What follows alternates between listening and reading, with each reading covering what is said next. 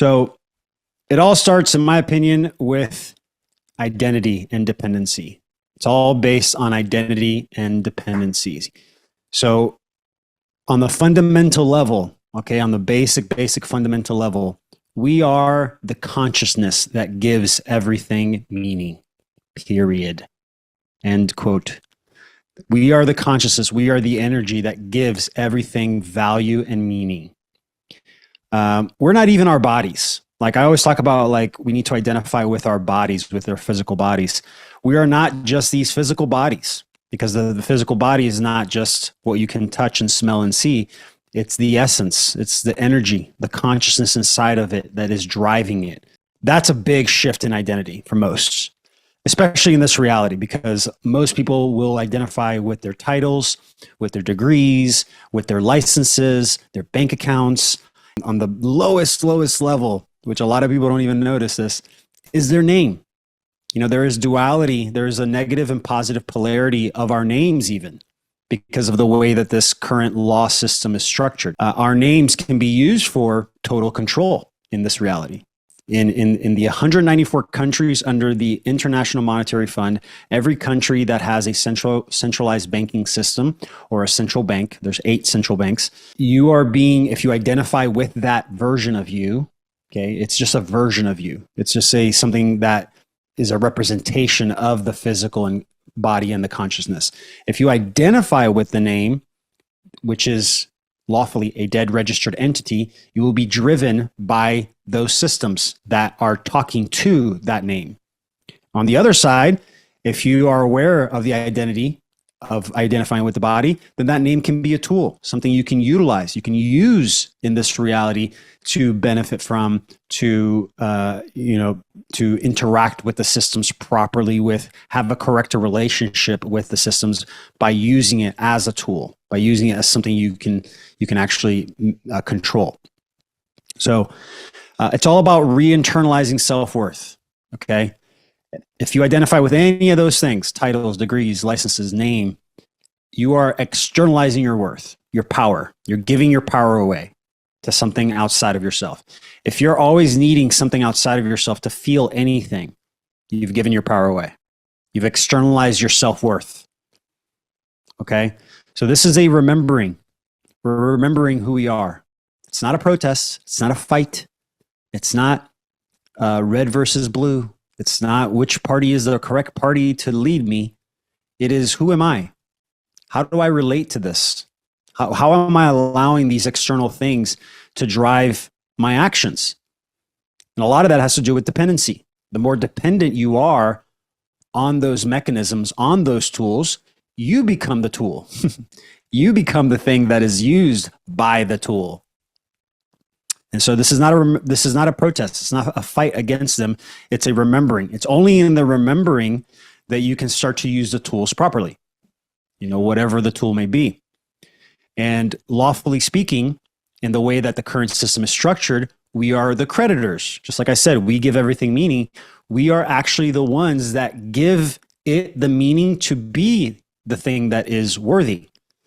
And so we are, and then lawfully speaking, our signatures or our interactions with the system through contract law is what gives them the authority to be in control, to create more currency, to print more currency, to create the debt negotiable instruments that is driving this reality. We're not the debtors. And and I'm going to show you here a breakdown of law and how it works and how it looks like, so that you can see that it's all been flipped. It's all based on trust law. And they've flipped it on us using contracts to where now we feel, because of identity, we feel that we are in debt to them, that we are the debtors, when in reality, we are the creditors. And how do you shift from one to the other? Shifting the identity, the awareness of it, and then acting on it, right? You can't just be aware of something and not act on it.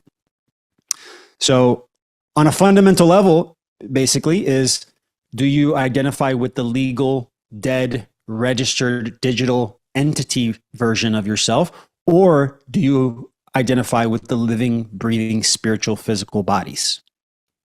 That's the shift. That's the identity piece.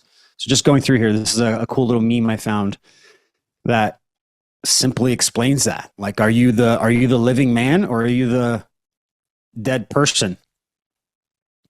You know, The Matrix, that movie, is a documentary when you look at it from this perspective. Are you plugged in and you're the player in the game and you're just succumbing to the rules of the game and the code? Or have you unplugged and you are Neo? And you're like, oh, this is physical reality. I'm this, the physical body. And I want to be Neo in the Matrix. I want to be able to plug in, plug out whenever I want to.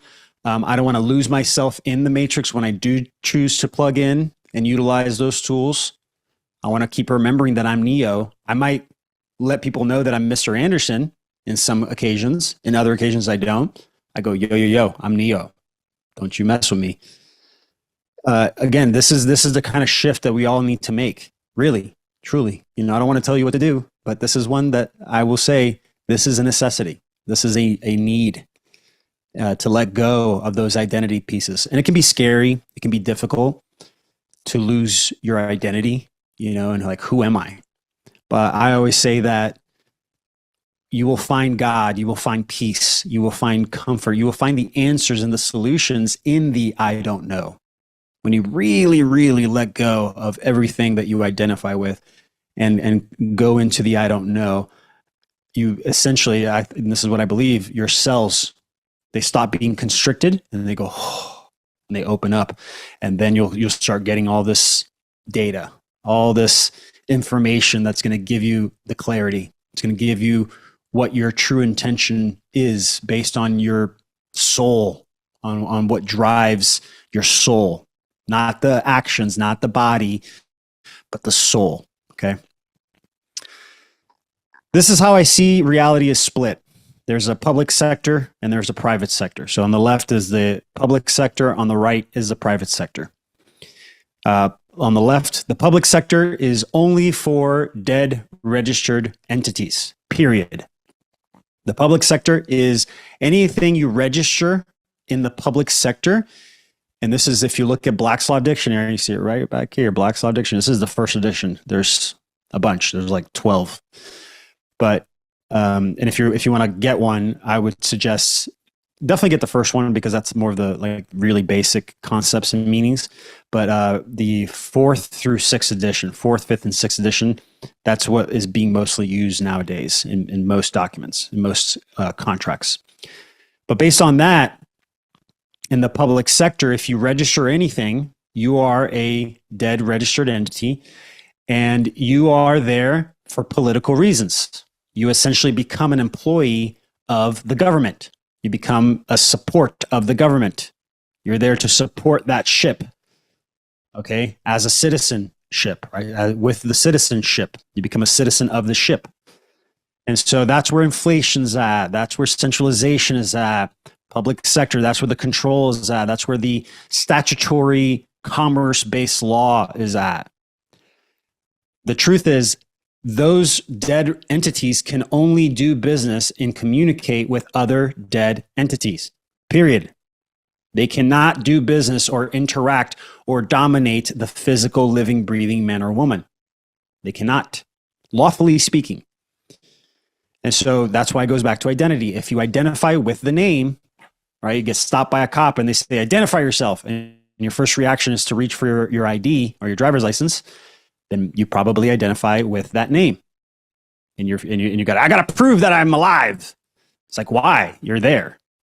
You're like, touch my body here. Identify yourself. Yeah. What do you mean identify myself? Can you not see me? Am I invisible? That's how we need to go into the technicality of it, because that's how these systems work. We're taught in school the definitions of words. Right? We have Webster's dictionary, gives you all these definitions. Definitions are based on practical, on what we can see, smell, touch, hear. Black's Law Dictionary, Bouvier's Law Dictionary, those dictionaries are a concordance of meanings and concepts of the words, of the same words, and a lot of words that are like, we call it legalese. So that's the distortion. And it all stems back really to the English language. The English language is really the commerce language, the language of chaos and confusion. even the word, and there's so many words out there, but like world, for example, world, if you look at etymology of it, it's comes from whirl, which is chaos. We're not of this world. We are on earth. We're in the physical plane, earth, reality, land. So public sector, that's the world, that's the fiction, that's the created fiction, the matrix. And then we have the private sector. Private sector is for living, breathing men and women. It is only really for living, breathing men and women. And when you really break it down like that, think about it. Like no title, degree, license, politician level, whatever, makes anybody different than the other. We're all on the same plane of existence. We're all in reality. One man is not above the other. One woman is not above the other. We're all in the same level. And so law is simple. Law is not a whirl. It's not chaos. It's very simple. It's common sense. Don't murder. Don't hurt someone else. Don't steal their property. Don't destroy their property. And honor your agreements. Honor your contracts, whether it's verbal, written, implied. That's where trust law comes in. Trust. You have to create the trust, and then you create the agreements between each other. And there's a lot of agreements. There's to the basic level, there's the agreements the dynamic agreements you have in your family. Oh, you're the youngest. And then there's the middle child, the oldest child, the parents. There's all these agreements that we're born into. And that shapes identity, by the way. That shapes identity. But if you go back enough to when you were a baby, there was no identity. It was just peace and love, right? There was just, I am essence. I'm just here. So we really have to go back to those fundamentals.